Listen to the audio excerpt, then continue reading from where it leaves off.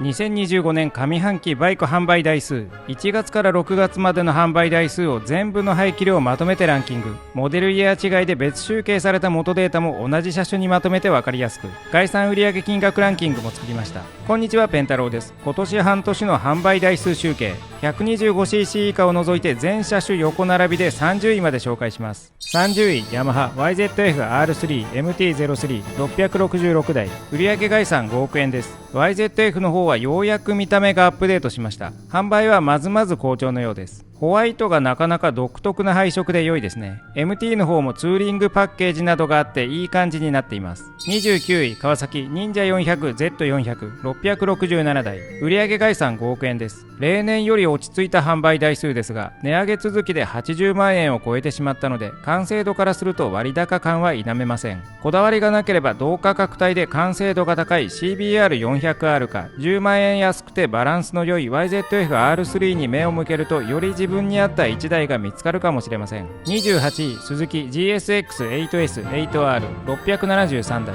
売上概算8億円です。鬼の完成度を誇るスズキの8シリーズ、昨年より台数は落ちてきた感はありますが、ランキングに残るくらいの位置にはいます。値上げしているものの未だ性能からすると十分割安なので、興味がある人は安心して買ってください。27位、ホンダ CBR400R NX400 683台、売上概算6億円です。万能バイクのホンダ400コンビ、ちょっと割高感がありましたが、他が爆上げしていったこともあり、逆に優しく感じるようになってきました。とりあえずこれを買っておくと何にでも使えて乗り換える必要があまりなくなるので、長期的にコスパが良いかもしれません。26位、ヤマハ X フォース705台、売上概算3億円です。X フォースは 155cc で高速に乗れる125サイズのスクーターです。ヤマハはスクーターの車種が多く、なぜ集約しないのか謎です。25位、ヤマハ NMAX155 719台、売上概算3億円です。NMAX155 も 155cc で X フォースと似たようなポジションになっています。アップデートして人気があり、もう今年の注文分は受付終了になりました。24位、スズキ GSX-S1000GT-GX 刀731台、売上概算12億円です。 1000cc クラスとしてはまずまず売れていて、およそランキング25位前後をいつもさまよっています。 GX は性能にしてお手軽価格ということもあり、ずっと気になっています。23位、ホンダ CBR250RR749 台、売上概算7億円です。他の 250cc より一段上の性能がある CBR250WR、 100万円近くと 250cc クラスにしては高額な方なので、やや手を出しづらいところですが、毎年安定して一定数売れています。22位、トライアンフボンネビル T120 スピードツイン1200スクランブラー1200 806台、売上概算15億円です。トライアンフの1200シリーズ、じわじわと売れ行きを伸ばしています。トライアンフは輸入車では販売台数がおよそトップになっていて、その下にハーレーダビッドソンや BMW などが続きます。21位、ホンダ XADV823 台、売上概算12億円です。出荷台数が少なくあまり上位に上がってきませんが、今年21位に来ています。上半期で注文終了しているので、年間ランキングには顔を出しそうにありません。売却価格が安定していることで有名で、数年乗ったにもかかわらず買った値段より高く売れたという話もたびたび聞きます。20位、ホンダ CL250 829台、売上概算6億円です。レベルを改造したスクランブラー風スタイル、初年度からずるずると販売台数が落ちていて、そろそろランク外に行きそうな流れです。レベルは低いシート高を求めて買う人が多いそうですが、シートを上げると販売台数が普通になることを立証してくれました。19位、ホンダレベル1100 938台、売上概算13億円です。クラスにしては値段が安いこともあって、大型クラスでは安定の上位です。同じエンジンをベースにしたファミリーには NT1100 アフリカツインがいますが、パワフルなエンジンはとても魅力的です。18位、ヤマハ XMAX940 台、売上概算7億円です。貴重な 250cc スクーターです。なんとかマックスという名前は A から Z まで様々な会社名や製品名に使われていますが、 SMAX はヤマハのスクーター、VMAX は V4 エンジンのクルーザーです。現在 VMAX はヤマハの船舶エンジンの名前に使われていて、 RMAX はヤマハの無人飛行機です。空から農薬を撒いたりしているようです。17位、スズキジクサー250、ジクサー SF250、1052台、売上概算5億円です。油冷短気筒のジクサー250シリーズ、およそ例年通りの位置にいます。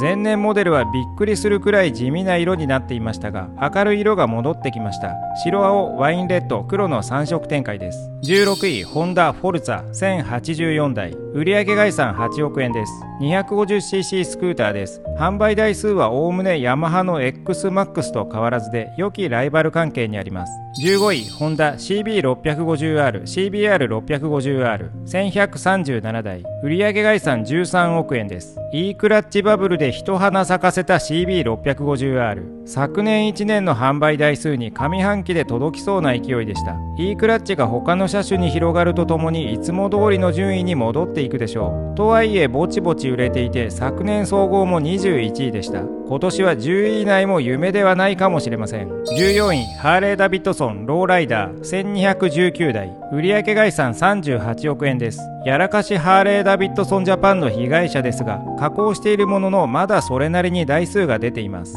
13位、ホンダ CB1300 スーパーフォアスーパーボルドール1260台、売上概算25億円です。ついに終了したホンダのロングセラー1300、昨年は年間通して1300台くらいでしたが、今年はファイナル発売で半期でそれくらいに到達しています。6月でメーカーへの注文が終了していますが、納品は下半期のものが多量にあるので、下半期もそれなりに積み重ねられると思います。ちなみにホンダドリームジャパンの在庫はたんまりあるので、後ろ髪を引かれている人は駆け込んでみてください。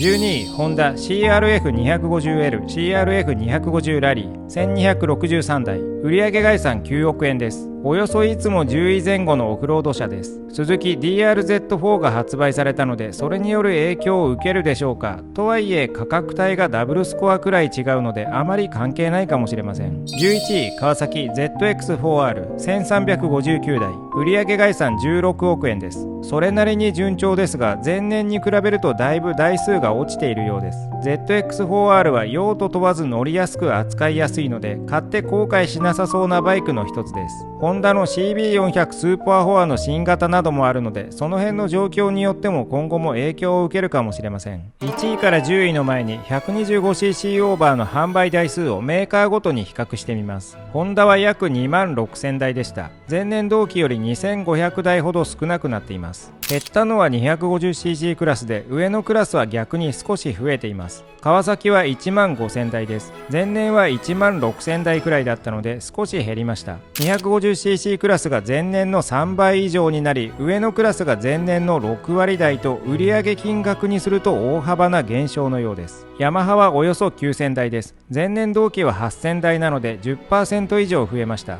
各クラスまんべんなく増えています。スズキは7000台です。前年同期は8000台で1割ほど減少しました。こちらは各クラスまんべんなく減っています。メーカーごとのシェアは大きくは変わっていないものの、川崎の 250cc オーバーが5000台ほど減ったので、メーカーの売上バランスは変わりました。生産スケジュールの都合によるものかもしれませんが、下半期も注意していきたいと思います。では10位から上に行きましょう。10位、ヤマハ YZF-R25 MT25 1381台、売上概算9億円です。320cc 版とエンジン周り以外同じですが、250の方が台数が倍くらい出ています。やはり車検が面倒だからでしょうか。自分でラインを通したことがある人ならわかると思いますが、車検の検査内容自体は何の意味もないので、いい加減廃止してほしいです。四輪も含め実質ヘッドライト測るだけですし、内容から見て本来廃止されているはずの重量税を搾取するためだけに続けていると言われても仕方ないですね。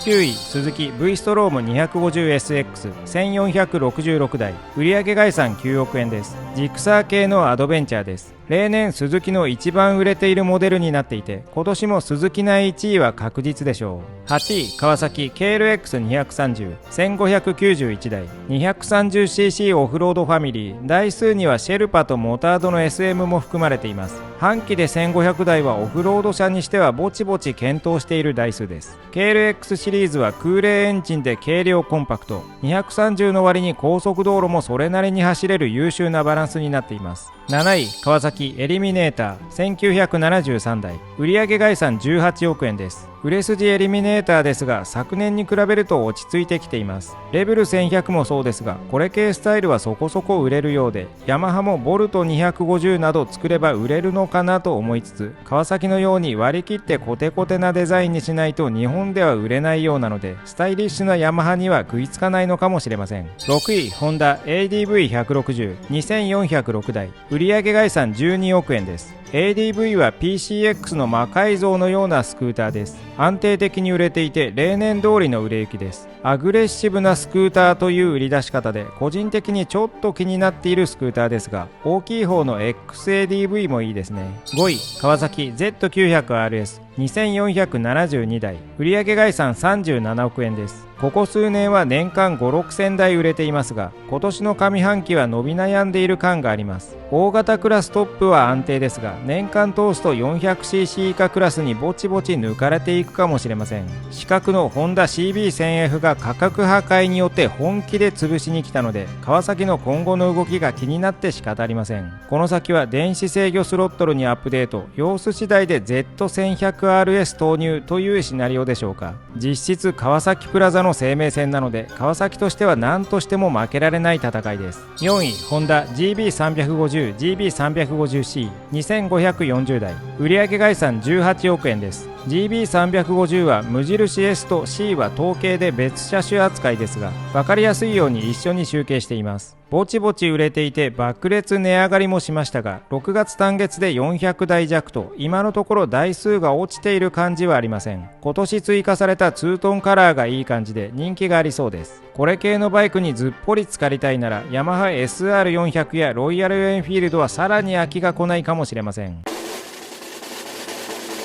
3位、川崎 W230 目黒 S1 2966台、売上概算20億円です。ランキング初登場の W230 目黒 S1、 昨年11月発売でしたが、発売が1月なら上半期1位も狙えたかもしれません。 W230 は軽量で扱いやすく、気軽に普段使いができるのが長所になっています。シート高が低いので、最近のバイクのシート高に悩まされている人の救世主ですが、逆に身長が170センチ台以上になると足が窮屈に感じる人が多く、エストレアと同じくえぐってシートを下げているためケツ板マシンとなっていて、長時間走行には工夫が必要かもしれません。失速せず通年3位をキープできるか見ものですね。2位、ホンダ PCX160 3310台、売上概算15億円です。例によってスクーターの鉄板 PCX です。スクーターなら PCX と言ってもいいくらい常に販売台数上位にいます。125cc はさらに台数が出ているので、これらを合わせると圧倒的に流通台数が多くなっています。実際 ADV160 もちょっと改造した派生モデルなので、実質一緒と考えると1位と言えなくもありません。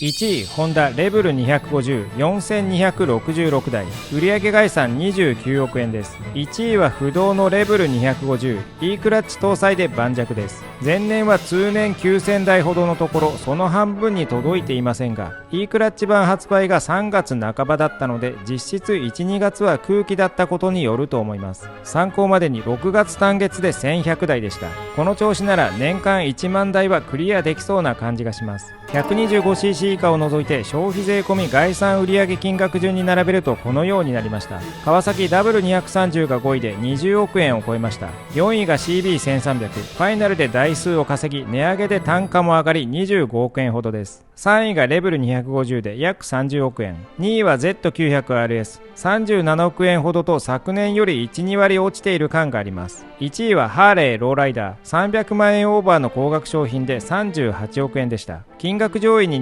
250cc クラスが2車種入るのは珍しいです。台数順に戻ると、今回は新物の川崎 W230 目黒 S1 が3位に入りました。KLX 群も8位に入っています。それ以外はいつものメンツ、レベル250が E クラッチ効果もあり1位独走。万年2位の PCX160 に続いて GB350、Z900RS、ADV160 エリミネーター、ZX4R がやや落ちて CB1300 がファイナルで上昇という具合でした。データについて補足ですが、今回紹介した売上金額は各モデルの価格平均からの概算であくまで参考値です。また年明けに2025年1年間の結果をまとめるので、よろしければ高評価、チャンネル登録、ハイプをお願いします。ラジオチャンネルでバイクの小話、メンバーコンテンツでプライベートな話をしているので、よろしければそちらもご覧ください。じゃあまたねー。